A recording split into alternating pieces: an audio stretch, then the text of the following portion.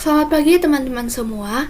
Kita bersyukur karena hari ini kita diberikan kesempatan untuk berkumpul bersama dalam ibadah online ini.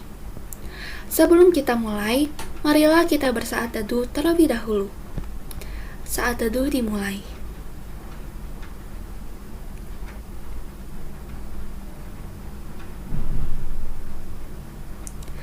Amin. Ayat panggilan ibadah diambil dari Mazmur 103 ayat yang ke-1. Pujilah Tuhan, hai jiwaku. Pujilah namanya yang kudus, hai segenap batinku. Teman-teman, marilah kita menyanyikan lagu Manis Kau Dengar Tuhan.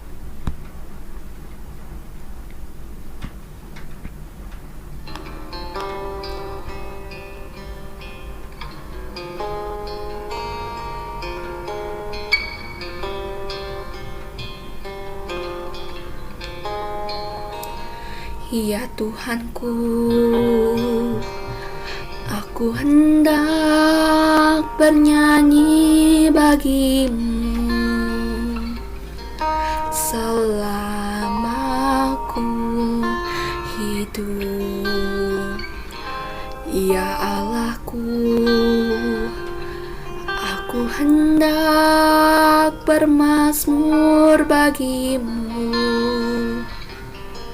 selagi ku ada. Inilah yang ku renungkan setiap waktu. Nyanyian pujian dan pengagungan kepadamu.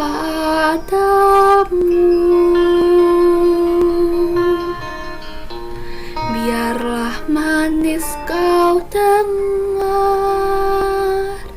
Tuhan, manis kau dengar Tuhan, dan hatiku bersuka karenamu.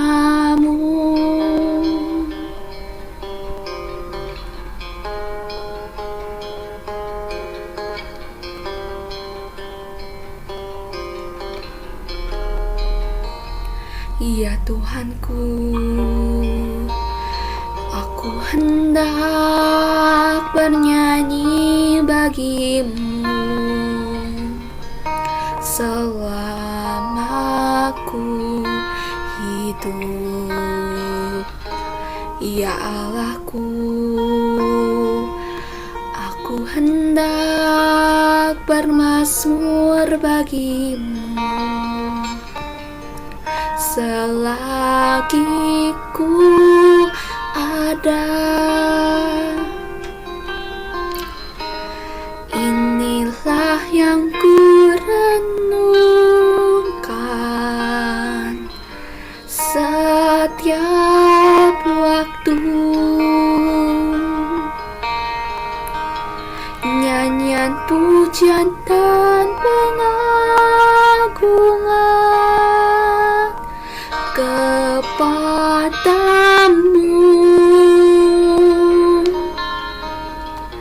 Biarlah manis kau dengar Tuhan, manis kau dengar Tuhan, dan hatiku bersuka karenamu.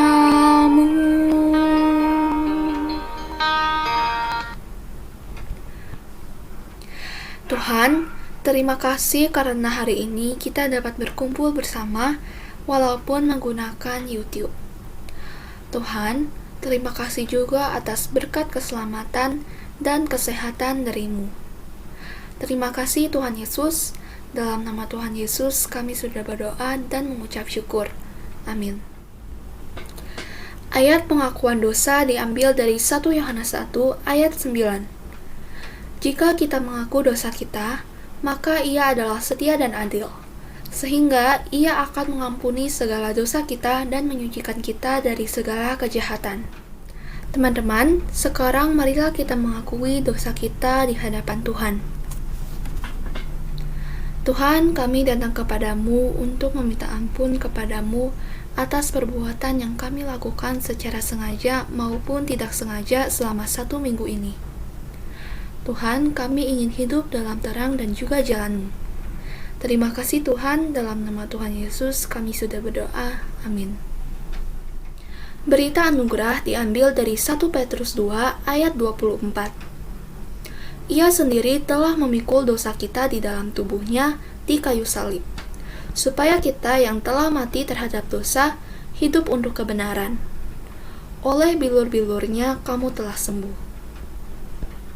Ayat persembahan diambil dari 1 Tawari 16 ayat 29.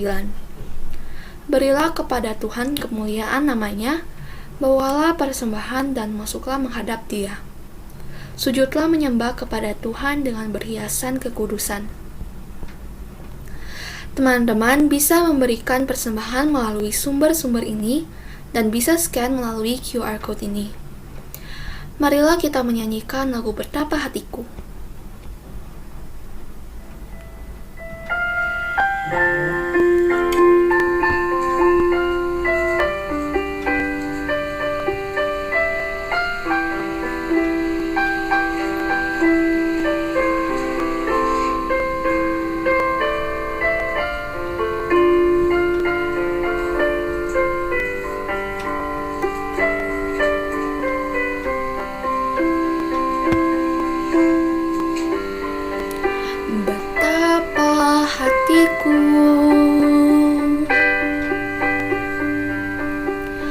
Berterima kasih Tuhan, Kau mengasihiku, Kau memilikiku. Hanya ini Tuhan persembahanku, segenap hidupku, jiwa dan ragaku, sebab tak ku miliki harta kekayaan yang cukup berarti untuk ku persembahkan.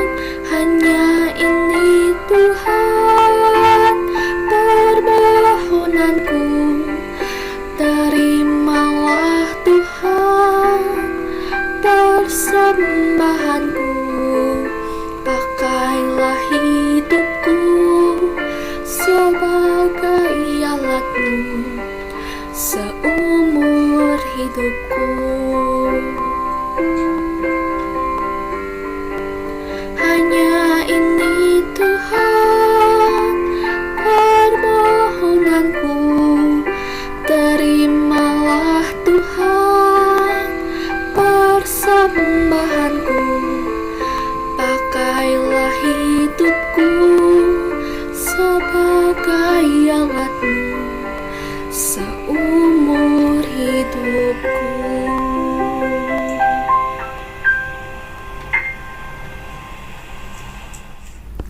Teman-teman, sekarang kita akan memasuki doa syafaat. Pertama, kita mendoakan agar pandemi COVID-19 ini segera berakhir. Marilah kita berdoa. Tuhan, kami datang ke hadapan-Mu, kami ingin berdoa agar pandemi COVID-19 ini segera berakhir dan kami dapat melakukan pembelajaran dan aktivitas lain secara normal lagi. Terima kasih Tuhan Yesus, dalam nama Tuhan Yesus kami sudah berdoa dan mengucap syukur. Amin. Yang kedua, kita mendoakan agar kita dapat selalu memberitakan firman Tuhan kepada orang lain percaya kepada Tuhan. Marilah kita berdoa. Tuhan, kami berdoa juga agar kami dapat selalu menjadi saluran berkat bagi orang lain, dan kami juga selalu memberitakan firman Tuhan kepada orang lain yang belum percaya kepadamu. Terima kasih Tuhan Yesus, dalam nama Tuhan Yesus kami sudah berdoa. Amin. Sekarang kita akan masuk ke pengakuan iman rasuli. Aku percaya kepada Allah, Bapa yang Maha Kuasa, Khalik langit dan bumi, dan kepada Yesus Kristus, anaknya yang tunggal Tuhan kita, yang dikandung dari Roh Kudus, lahir dari anak darah Maria, yang di bawah pemerintahan Pontius Pilatus, disalibkan, mati dan dikuburkan, turun ke dalam kerajaan maut. Pada hari yang ketiga, bangkit pula dari antara orang mati, naik ke surga, duduk di sebelah kanan Allah, Bapa yang Maha Kuasa. Dan dari sana ia akan datang untuk menghakimi orang yang hidup dan yang mati.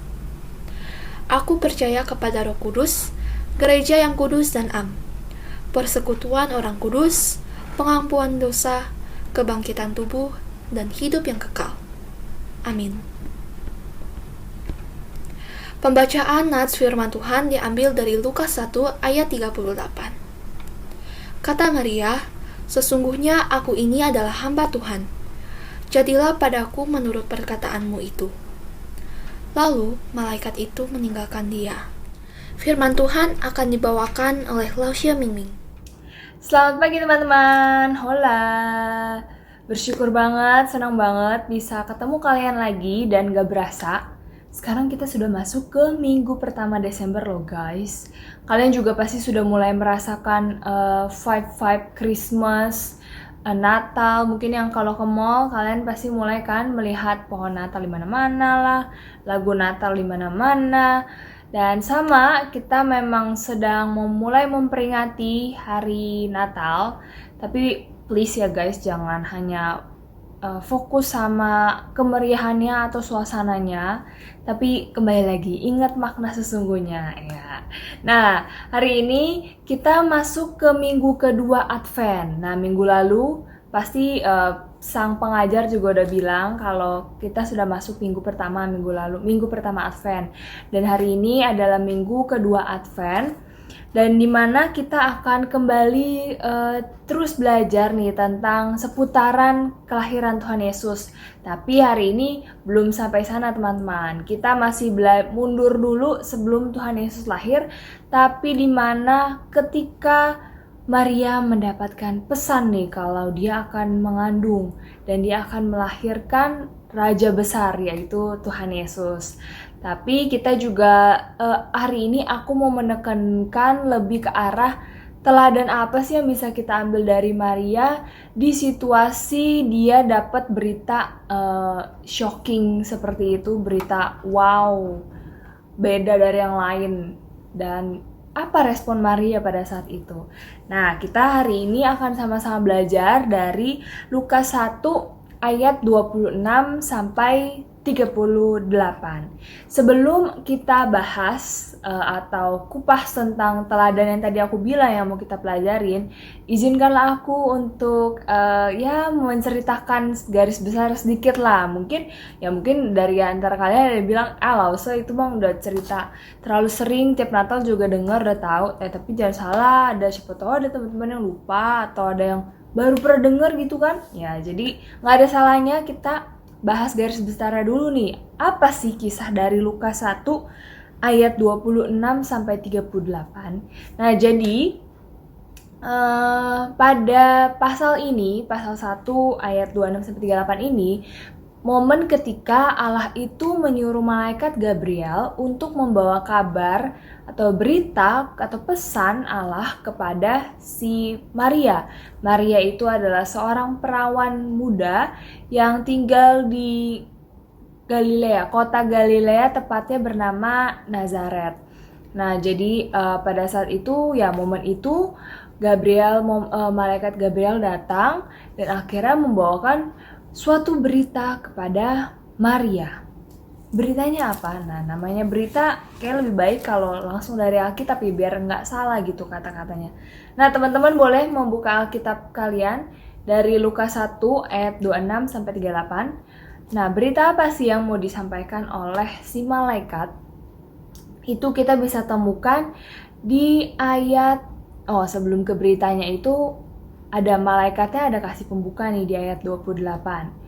Kata malaikat ketika malaikat itu masuk ke rumah Maria, ia berkata, Salam, hai engkau yang dikaruniai, Tuhan menyertai engkau. Nah, awalnya ada salam dulu. Nah, ini FYI juga nih, dari salam ini tuh yang akhirnya mendasari kalau di gereja Katolik gitu, ada yang namanya doa Salam Maria gitu. Ya, itu hanya sekilas informasi sih buat kalian gitu. Nah, terus ketika sudah memberikan salam, malaikat melanjutkan gitu berkata kepadanya, "Jangan takut, hai Maria, sebab engkau beroleh kasih karunia di hadapan Allah. Sesungguhnya engkau akan mengandung dan akan melahirkan seorang anak laki-laki, dan hendaklah engkau menamai dia Yesus." Nah, itu panjangnya lagi, ia akan menjadi besar, disebut anak Allah yang maha tinggi. Itu menjelaskan tentang Yesusnya lah ya. Nah, tapi yang di sini yang aku mau highlight adalah, coba teman-teman bayangin gitu ya, jadi Maria di rumah gitu, tiba-tiba ada yang kasih berita gitu kayak gitu. Dan kalian harus ingat, status Maria pada saat itu adalah dia seorang perawan. Nah, ini jadi nanti di beberapa waktu ke depan aku akan kasih banyak kayak informasi atau fakta gitu dari pembacaan Alkitab hari ini yang mungkin kalian nggak tahu. Jadi aku harap ketika dapat fakta atau berita ini, nanti pas kalian baca bagian Alkitab ini lagi, kalian bisa ngerti nih apa arti katanya atau apa maksudnya, biar ya baca Alkitabnya tidak berlalu begitu saja. Oke, balik lagi. Tadi kita lagi lihat status Maria itu sebagai perawan. Nah, mungkin ada yang baru pernah dengar perawan itu apa, atau mungkin juga ada yang dengar tapi rada apa sih itu perawan, jadi kayak belum tahu-tahu amat gitu. Jadi kalau dari bahasa aslinya, perawan itu merupakan bahasa aslinya tuh dia pakai bahasa Yunani guys. Biar keren dikit nih, ada bahasa Yunani. Kalian tahu bahasa Yunaninya perawan itu adalah Parthenos. Nah, dari bahasa Yunani itu perawan itu diartikan tidak bercela atau belum menikah, atau kalau boleh aku kalimatin lagi, itu adalah orang yang belum melakukan hubungan suami istri. Jadi ya kalau teman-teman tahu kan ya, kalau orang bisa punya anak ya ketika sudah melakukan hubungan suami istri. Nah, pada saat itu Maria itu masih perawan. Artinya dia itu ya nggak bercela, belum menikah. Gimana ceritanya bisa punya anak laki-laki seperti yang diberitakan si malaikat tadi guys. Nah, dan di ayat 34 pun Maria tuh ngomong loh kayak gini. Bagaimana hal itu mungkin terjadi karena aku belum bersuami. Nah, aku belum bersuami kalau dibahas dalam bahasa Inggrisnya, dia tuh menggunakan kata I know not a man. Kayak aku gak tahu laki-laki, aku gak kenal laki-laki. Ini tuh benar-benar Maria tuh mau highlight, hello malaikat, aku itu masih perawan, how come saya bisa punya anak laki-laki gitu. Dan untuk Yusuf, itu masih merupakan tunangannya guys, dia itu belum menikah, jadi ingat itu ya. Benar-benar Maria itu masih perawan, belum menikah. Nah, jadi ya aku coba sih coba membayangkan diri aku menjadi Maria. Ya iyalah pasti akan berespon seperti itu, gimana gitu caranya. Kayak gak masuk logika manusia gitu loh guys kan. Nah, tapi kemudian si malaikat kembali menjawab, Roh Kudus akan turun atasmu dan kuasa Allah yang maha tinggi akan menaungi engkau. Sebab itu anak yang akan kau lahirkan itu akan disebut kudus, anak Allah. Nah, malaikatnya kasih tahu kalau ya Maria akan mengandung dari Roh Kudus itu sendiri, bukan dari hubungan suami istri yang mungkin terjadi di dunia ya. Ya kayak kalian tahu lah, kita kan hasil dari papa mama kita gitu. Tapi kalau di sini dikatakan Maria itu mengandung dari Roh Kudus. Nah, mungkin juga ada punya pertanyaan gitu. Kenapa Yesus harus dilahirkan dari seorang perawan yang mengandung dari Roh Kudus? Kenapa enggak dari pernikahan antar manusia biasa aja gitu? Nah, ada yang menafsirkan gitu, kalau misalnya Yesus tuh dilahirkan dari pernikahan biasa antar manusia gitu. Ya bisa dikatakan Yesus tuh bukanlah Allah dan manusia. Kan kalau Yesus tuh kan merupakan 100% Allah, 100% manusia kan. Nah tapi kalau Yesus dilahirkan dari pernikahan manusia dan manusia, ya Yesus manusia biasa dong. Apa bedanya sama kita yang merupakan manusia berdosa? Jadi bisa dikatakan ya Yesus manusia. Kalau dilahirkan dari pernikahan antar manusia, berarti Yesus juga berdosa. Yesus juga gak suci dong gitu. Nah kalau gak suci, gimana caranya Yesus bisa menjalankan misi utamanya itu, yaitu untuk menebus manusia yang udah berdosa. Maka dari itulah Yesus datang ke dunia dengan cara dikandung dari seorang perawan dari Roh Kudus gitu teman-teman. Itu mungkin bisa dimasukkan jadi logikanya masuk gitu kan. Nah terus tapi teman-teman juga harus ingat nih, walaupun Yesus dilahirkan dari seorang Maria yaitu manusia, teman-teman harus ingat Maria itu juga manusia biasa. Nah ini aku mau menekankan satu hal lagi gitu. Karena kalau kita lihat di ayat tadi yang 28, pada saat malaikat kasih salam ke Maria, malaikatnya tuh bilang, "Salam hai engkau yang dikaruniai." Nah, kalau dalam bahasa aslinya, nah hari ini kita biar agak pinter guys, kita banyak menggunakan bahasa asli gitu. Kalau dalam bahasa aslinya, bahasa Yunani, hai engkau yang dikaruniai, itu mengartikan kalau Maria itu tidak layak menerima karunia ini dan menunjukkan Maria itu tidak suci atau tidak murni, atau bisa dibilang ya dia bukannya artinya manusia tanpa dosa atau manusia yang benar-benar suci gitu. Walaupun dia melahirkan Yesus yang adalah suci gitu. Di sini mau ditunjukkan kalau Maria itu juga manusia biasa, tapi dia telah menerima karunia Allah. Mungkin bisa disamakan dengan konsep kita nih sebagai manusia berdosa. Manusia berdosa yang ya udah gak layak gitu sebenarnya, tapi ketika kita menerima Tuhan, kita boleh beroleh anugerah, kita boleh menerima karunia itu sehingga akhirnya kita boleh dilayakkan nih jadi anak-anaknya. Nah mungkin teman-teman bisa menyangkutkan lah dengan konsep itu. Ini aku pengen highlight aja gitu. Bukan berarti karena Maria yang melahirkan Yesus, Maria itu 100% suci, beda sama orang lain. No, dia juga manusia biasa, manusia yang berdosa. Tapi kembali, hai engkau yang dikaruniai, dia yang dipilih oleh Allah untuk mengandung dan akhirnya melahirkan Yesus sang juru selamat. Oke, kita lanjut. Setelah tidak sampai di sana, untuk meyakinkan si Maria lagi, si malaikat juga bilang, dan sesungguhnya Elisabeth, sanakmu itu, jadi kayak saudara lah ya, saudara Maria, ia pun sedang mengandung seorang anak laki-laki pada hari tuanya. Dan inilah bulan yang ke-6 bagi dia, yang disebut mandul itu. Jadi, buat yang gak tahu lagi nih, Elisabeth itu ya adalah kerabat dari Maria. Elisabeth itu sudah tua dan dia mandul. Mandul itu tidak bisa punya anak ya guys. Tapi dikatakan pada saat malaikat lagi ngomong sama Maria, si Elisabeth tuh lagi mengandung 6 bulan. Jadi kayak sesuatu yang gak mungkin menjadi mungkin. Dilanjutkan lagi oleh malaikat, sebab bagi Allah tidak ada yang mustahil. Nah ini tuh kayak pesan penutup yang bisa dibilang kalau aku jadi Maria, aku dengar itu kayaknya itu pesan penutup yang bisa membuat Maria jadi yakin gitu. Bener sih, bagi Allah tidak ada yang mustahil. Buktinya itu adalah si saudaranya itu Elisabeth. Elisabeth itu adalah mamanya dari Yohanes Pembaptis guys. FYI lagi bagi yang mungkin gak tahu gitu.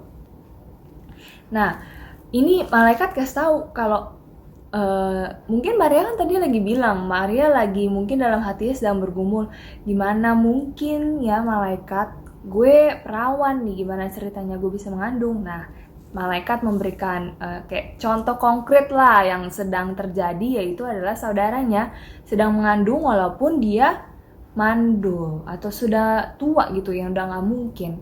Tapi ternyata malaikat mau kembali mengingatkan di sini bahwa yang mustahil bagi manusia itu mungkin loh bagi Allah. Nah, setelah malaikat ngomong gitu, langsung deh Maria berespon. Kata Maria, "Sesungguhnya aku ini adalah hamba Tuhan. Jadilah padaku menurut perkataanmu itu." Wow, tapi kalian bisa membayangkan gak sih?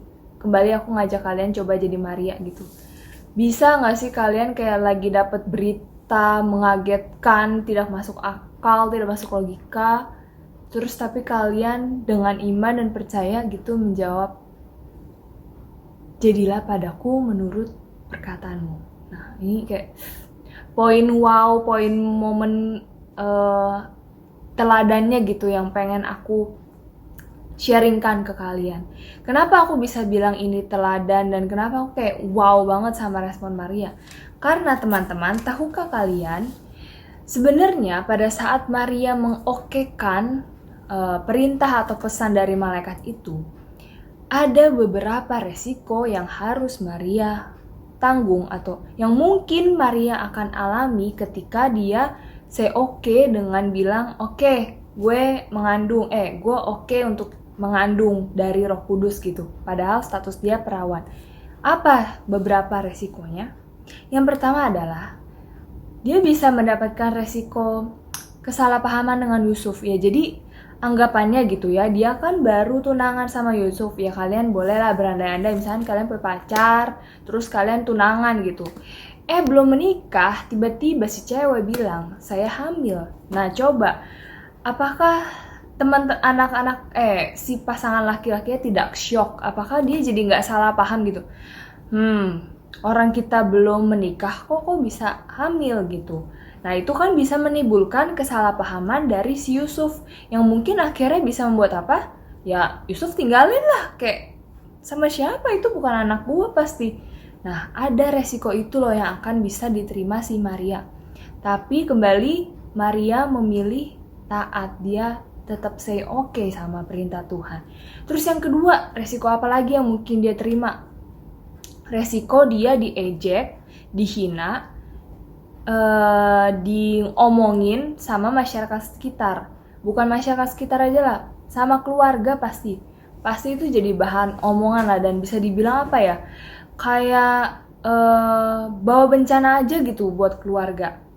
Itu pasti akan Maria terima gitu ketika si Maria mengokekan atau Maria bilang, "Ya Tuhan, jadilah menurutmu jadilah kepadaku menurut perkataanmu."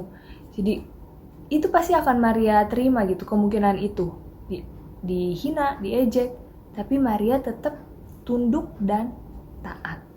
Dan yang terakhir ini yang paling serem sih teman-teman.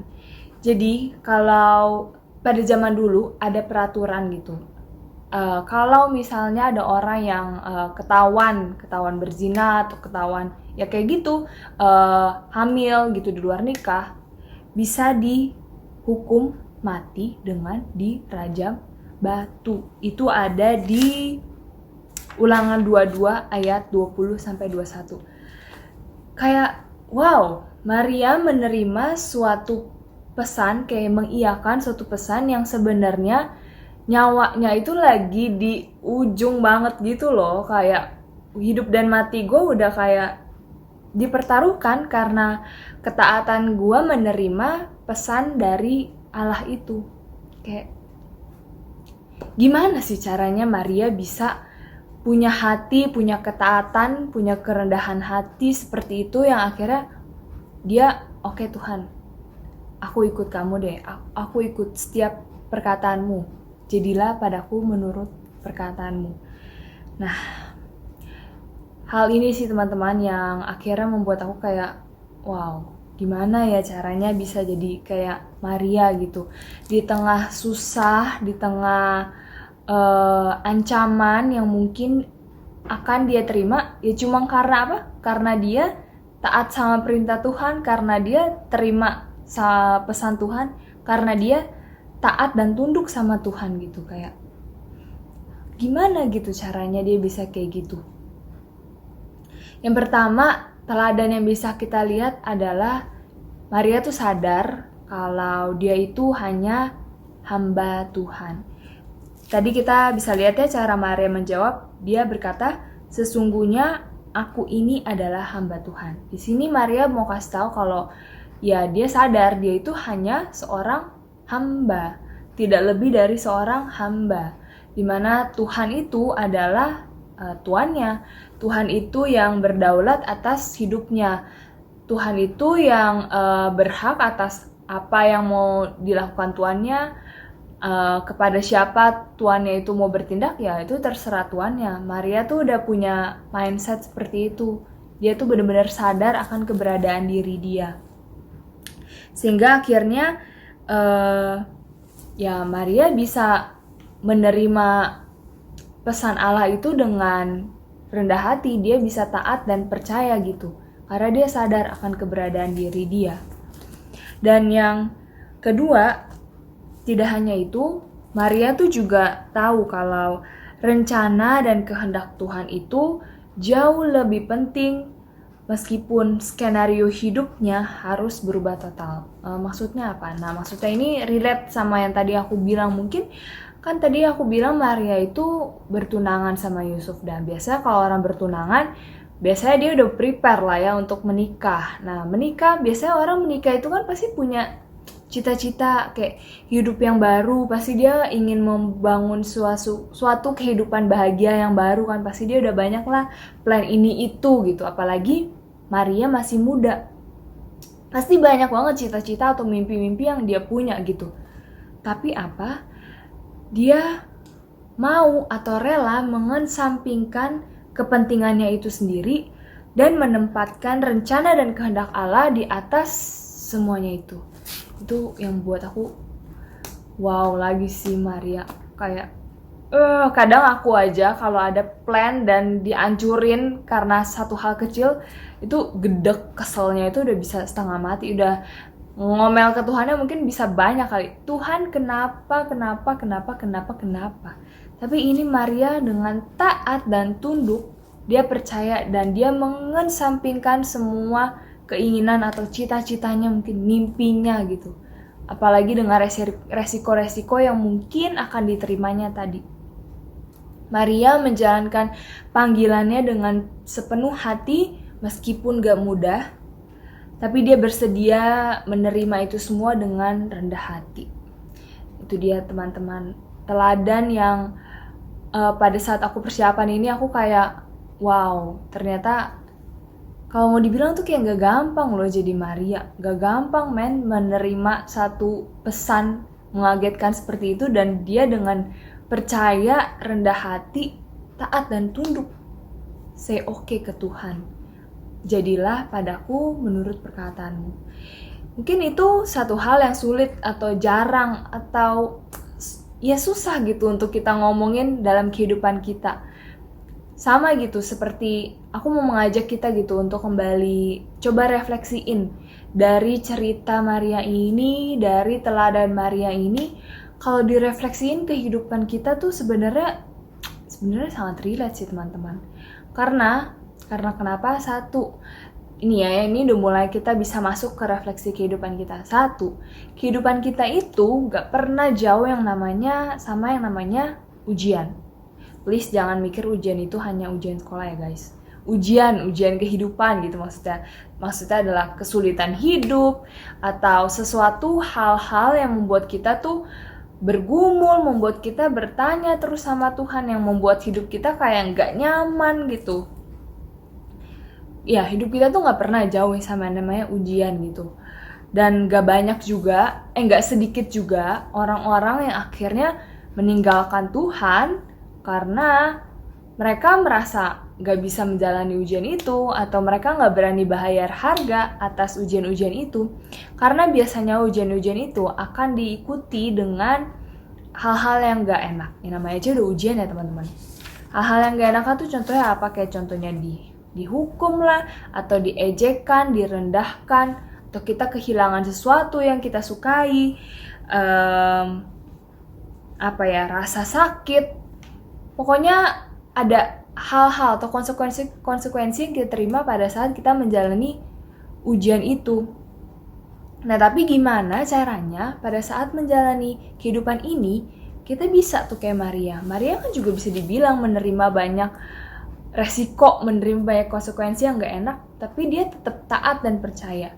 Nah, kalau boleh aku refleksikan lagi ke kehidupan kalian, contohnya, ya kalian lah yang masih sekolah. Contoh paling konkret adalah, paling dekat adalah, misalnya dalam hal ulangan. Ujian sama ulangan deket kan emang nih. Namanya ya ujian sekolah, ulangan sekolah, nah emang itu lagi diuji.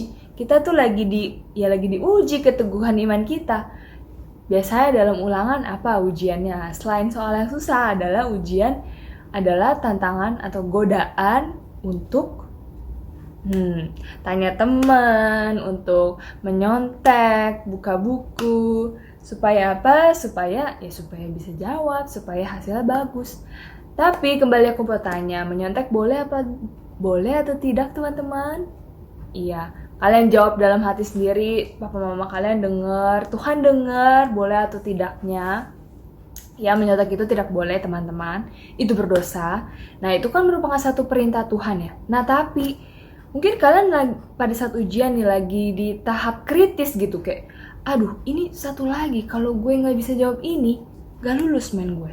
Kalau gue gak lulus, ya gue direndahin teman-teman dong, direndahin 1, 2, mungkin guru atau orang tua marahin, hukum gue. Atau mungkin yang udah kritis banget, gak naik kelas, yang kalau tuh udah parah banget ya, gak naik kelas. Ya udahlah, ini 1 doang nih kritis, emang gak boleh nyontek. Nah, itu yang namanya ujian. Nah, pada saat kayak gitu, pilihan kalian apa? Apakah kalian tetap memilih, ya udah 1 doang gak apa-apa lah, daripada gue menerima, gue gak naik kelas, gue ngomongin, gue dimarahin. Atau kalian tetap, oke, gue anak Tuhan, gue harus ingat nih identitas gue sebagai anak Tuhan, lurus. Kata Tuhan, menyontek itu adalah dosa, jadi gak boleh. Apapun itu konsekuensi akan gue terima, ya gue harus terima gitu. Ya mungkin itu kan kalian gak bisa juga karena mungkin gak belajar atau mungkin lagi gak fit terus akhirnya gak bisa. Ya itu gak ada yang tahu ya, di luar itulah ya. Aku mau di luar sikon itu gimana gitu respon kita. Apakah kita tetap memilih untuk menyontek demi kenyamanan kita itu, demi kita nggak menerima konsekuensi itu. Nah, itu relate dengan apa yang Maria lakukan gitu. Yang aku harapkan, yang aku pengen gitu setelah kita boleh lihat teladan Maria itu adalah kita bukan jadi orang yang oke, gue nggak apa-apa melakukan dosa daripada gue nerima konsekuensi yang nggak enak setelah gue nggak melakukan dosa itu. Atau mungkin juga dalam hal pertemanan gitu, mungkin kalian, aku nggak tahu pertemanan kalian gimana gitu, tapi mungkin ada teman-teman yang supaya masuk geng keren, biasanya geng-geng keren tuh yang rada, ini nggak semua, cuma biasanya yang buat geng-geng keren, yang buat banyak teman, biasanya rada pergaulannya agak sedikit tidak baik gitu. Maksudnya yang ngomong kotor iya, kayak lu kalau misalnya biasanya yang geng-geng keren itu yang biasanya membuli atau mengejek yang rada culun atau rada kurang di sekolah kan. Nah, demi gue yang gak dibully, demi gue tetap bisa masuk geng anak keren gitu anggapannya, demi gue dapat, ya maksudnya dapat predikat masuk anak keren lah di sekolah gitu. Ya nggak tahu sih ya kalian bisa kayak gitu atau enggak, tapi mungkin ada gitu. Demi itu ya kalian apapun yang mereka lakukan, mau positif atau negatif, kalian ikutin. Karena konsekuensinya kalau enggak ya oke, mungkin kalian yang diejek, atau mungkin kalian akan berkurang teman-temannya, mungkin kalian yang nggak bisa jadi kayak kekinian lagi ikut-ikutan mereka, sehingga kalian harus mengikuti setiap apapun yang mereka lakukan walaupun itu negatif. Nah, itu namanya ujian. Itu yang mungkin bakal kita perhadapkan gitu. Di umur-umur kalian hadapi hal-hal seperti itu. Dan ya kembali aku harap kalian semua tidak terperangkap pada pilihan karena kalian takut terima konsekuensi atau resikonya sehingga kalian memilih untuk melakukan dosa tersebut, melakukan hal-hal yang gak sesuai dengan perintah Tuhan, yang gak menunjukkan kalian tuh anak-anak terang gitu. Dan aku harap ya kalian bisa berjuang, kalian bisa teguh iman, dan yang perlu kalian ingat lagi teman-teman, Tuhan itu pasti akan memberikan perlindungan bagi anak-anaknya. Gak mungkin banget deh Tuhan tuh ninggalin atau semakin menjatuhkan anak-anak yang udah rela setia ikut Tuhan meskipun mereka akan mengalami kesulitan atau konsekuensi dari ikut Tuhan itu. Percayalah Tuhan yang akan beri kekuatan dan perlindungan buat kita semua. Dan jangan sedih, bukan kalian doang yang pernah mengalami itu. Kalau boleh sharing dikit, aku pun pernah loh ada di posisi kayak gitu. Tapi ini lebih konteks karena aku udah mau kerja, jadi lebih ke arah pada saat aku mau pindah kerja gitu, senior aku tuh bilang, Ming, kalau mau dapat gaji gede, mainin tuh payslip itu apa sih ya namanya? Slip gaji. Jadi kalau gajian dapat kan rinciannya. Nah pas mau pindah kerja, lu edit dulu tuh slip gaji lu tinggiin gaji lu bilang gaji lu sekarang segini. Jadi pas lu ditawar, gaji lu lebih tinggi. Nah, siapa coba yang gak tergiur? Karena dia berhasil teman-teman. Pada saat dia kayak begitu, dia masuk kantor baru, gaji dia berkali-kali lipat dari kantor sebelumnya. Siapa yang gak tergiur ya dapat duit banyak. Nah, coba kalau aku mau ikutin keinginan hati, kedagingan aku, wow Tuhan, ya gak apa-apa kali ya mainin angka-angka dikit, habis itu aku minta ampun lagi ke Tuhan. Bisa gak kayak gitu? Bisa. Tapi apakah anak-anak Tuhan harus anak-anak Tuhan mengambil langkah itu? Apakah itu yang Tuhan ajarkan? Itu merupakan pilihan yang susah. Waktu itu teman-teman tergiur banget kan pasti gaji gede, apalagi aku pindah, namanya orang pindah kantor, pengen gaji gede ya enggak ya kan? Mungkin orang bisa bilang, Laming bodoh amat sih lu gak mau ngedit kayak gitu doang. Mungkin orang bisa ngomong kayak gitu. Tapi aku bersyukur banget pada saat itu, kayak hati aku tuh gak tenang, kayak langsung bilang, aduh kayaknya enggak deh, gue gak mau pakai cara kayak gitu deh, enggak. Maksudnya, ya karena aku tahu itu berlawanan dengan apa yang Tuhan ajarkan dan apa yang aku yakini gitu sebagai anak Tuhan. Dan bersyukur banget Tuhan yang boleh kasih aku kekuatan untuk gak tergiur, dan akhirnya ya udah aku bener-bener jujur sama gaji aku, dan akhirnya gajinya gak berkali-kali lipat kayak yang udah masuk itu, yang mau nipu gaji itu, ya udah nggak apa-apa, karena aku yakin Tuhan yang akan cukupkan juga kebutuhan aku dengan gaji aku segitu. Aku yakin juga Tuhan cukupkan lah, maksudnya ya gue hidup bukan cuma buat itu kok, maksudnya buktinya sekarang masih bisa hidup aja kan tanpa mengganti slip gaji itu. Nah itu juga mungkin bisa jadi apa ya, refleks jadi contoh buat teman-teman juga gitu. Karena aku yakin lah ketika kita berani untuk tetap jadi orang benar dan kita tetap taat dan tunduk sama perintah Tuhan, meskipun kita akan mengalami hal yang gak enak keluar dari zona nyaman kita, percayalah Tuhan yang akan berikan kekuatan dan perlindungan.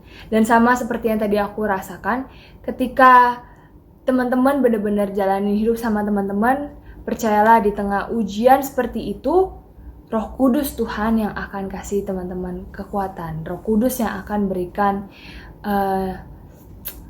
petunjuk gitu, kayak kasih arah yang benar yang mana, yang enggak yang mana. Maka dari itu kuncinya adalah satu, harus dekat sama Tuhan. Kembali lagi sih ya, ujung-ujungnya adalah itu, kita harus dekat sama Tuhan.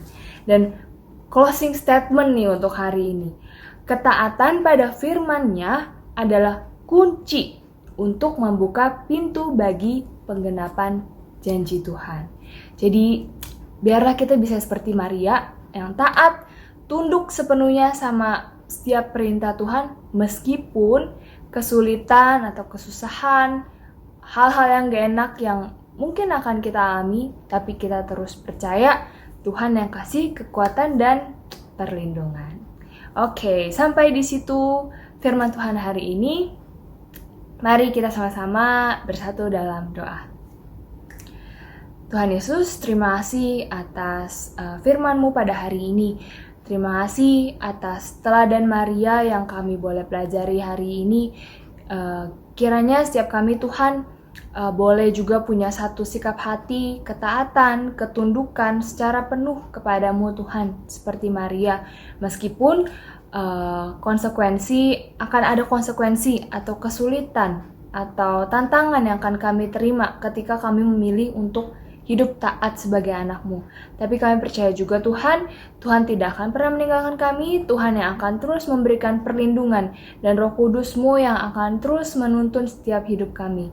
Biarlah setiap kami, anak-anak-Mu di gereja ini, boleh menjadi terang dan garam dimanapun kami berada. Kami berani tampil beda Tuhan, dimanapun kami berada sebagai anak-anak-Mu. Terima kasih ya Tuhan, kiranya setiap kami boleh melakukan firman ini dalam kehidupan kami. Hanya dalam nama Tuhan Yesus kami sudah berdoa dan mengucap syukur. Amin. Selamat menjadi berkat teman-teman. Tuhan Yesus memberkati. Dadah.